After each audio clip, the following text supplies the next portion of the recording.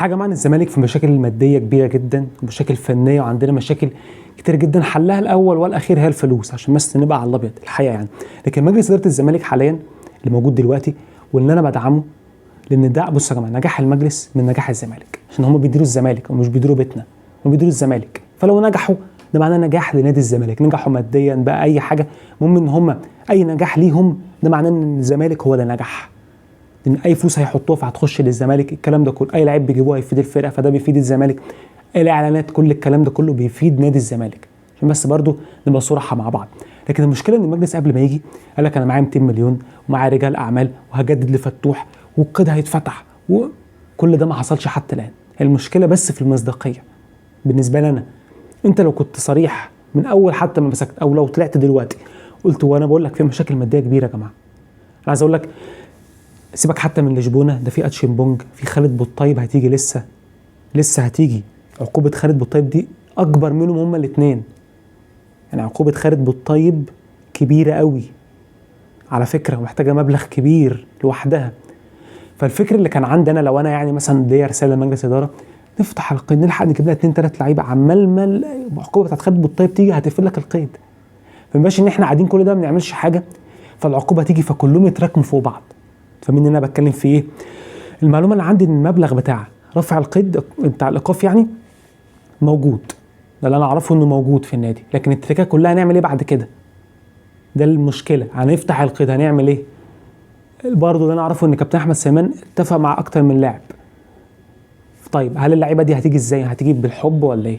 ما كده هتيجي بفلوس، فانت محتاج تدي فلوس للفريق ده وراتب ليه وتوفر رواتب للعيبه اللي موجوده. فانا بالنسبه لي طبعا الاهم فالمهم، انا بالنسبه لي لو ينفع تجدد لفتوح جدد ما فيهاش اي حاجه. تقول لي يا راجل ده انت جو قلت عليه مش ايه المشكله؟ هو الراجل فتوح ما اخطاش في نادي، ما طلعش شتم ولا الكلام ده، كان في لعيبه ثانيه بتعمل كده يعني في ناس بتعبدها دلوقتي استغفر الله العظيم. لكن فتوح ما غلطش في نادي الزمالك، عمل اخطاء لكن ما شتمش النادي، ما شتمش الجمهور، ما عملش حاجات اللي هي المبادئ وبجد بقى والقيم اللي بجد، اللي هو لو حد عملها هيغور في داهيه ومش هيجي، لكن هو ما عملش كده. اخطا ومستفزني جدا، لكن لو نقدر نجدد له بمبلغ اقل من اللي كان طالبه نجدد له، نحاول نتفاوض معاه، نحاول احنا نفتح القيد. يا جماعه انا عايز اقول حاجه، لو انت شفت لعيب عنده مثلا 18 سنه عايز تجيبه مش هتقدر تجيبه كده، عندك ما تعرف المعلومه دي؟ يعني ممكن يبقى قدامك لعيب بمليون جنيه او نص مليون جنيه ما تجيبوش ليه؟ مش قادر عشان القيد مقفول. ممكن يبقى لعيب فلت عايز يجي مثلا راح الاهلي او راح زد او راح بيراميدز او راح اي فرقه عشان انت القيد عندك موقوف. فالفكره يا جماعه ان احنا لازم نفتح القيد ده اولويه يا جماعه. هتقول لي طب المدير الفني الاجنبي، عشان بس تبقى الناس فاهمه يا جماعه، مرتضى جاب اسوري وما كانش فيه فلوس في النادي يا جماعه، هو كان فيه فلوس في النادي؟ سيبك بقى من مين اللي ضيعها، ومرتضى هو سبب الفساد اللي احنا فيه، عشان بس نبقى على الابيض ماشي. لكن وجاب نجح انه يجيب اسوري ما كانش فيه فلوس في النادي، صح يا جماعه ولا لا؟ انت اوعى تفكر انت لما بتجيب مدرب بتديله فلوسه مره واحده. يا جماعه احنا فين يا جماعه؟ مفيش في الدنيا كده، ده جوارديولا وكلوب ما ياخدوش فيش كده يا جماعه، انت بتديله كل فتره مبلغ، ولو تاخرت عليه شهر او شهرين مش هيقول لك حاجه، كل المدربين كده عادي. انت مفيش حاجه اسمها اللي هو كل شهر، هو مش موظف على فكره، هو ليه الراتب بتاعه بس هو مدير فني، فاهمنا؟ في شغلانات كده زي التمثيل زي الكوره مش شرط تاخد فلوسك اول كل شهر، عادي ممكن تتاخر يوم 2 تاخر شهر، وارد ده يحصل لان الفلوس بتبقى كتيره مش قليله. عكس مثلا لو واحد موظف فبياخد له 3000 جنيه 2000 جنيه ونص فخلاص ماشي ساعتها بيحتاج الفلوس. لكن لو مدرب، لو جبت مثلا كيروش او موسيماني بيقول لك الراتب بتاعهم كبير ماشي، اما هياخدوا مره واحده؟ لا، في مدربين على فكره عايزين يجوا الزمالك، في مدربين عايزين يجوا الزمالك، لكن المشكله ان انت مفيش تقدم خطوه لقدام، فنلحق قبل الازمات الماديه ما تيجي اكتر. انتوا فاهمين يا جماعه الفكره؟ تلحق تجيب 2 3. بصوا يا جماعه ينفع تعمل معسكر بمدرب مصري، يعني ده يرضي ربنا.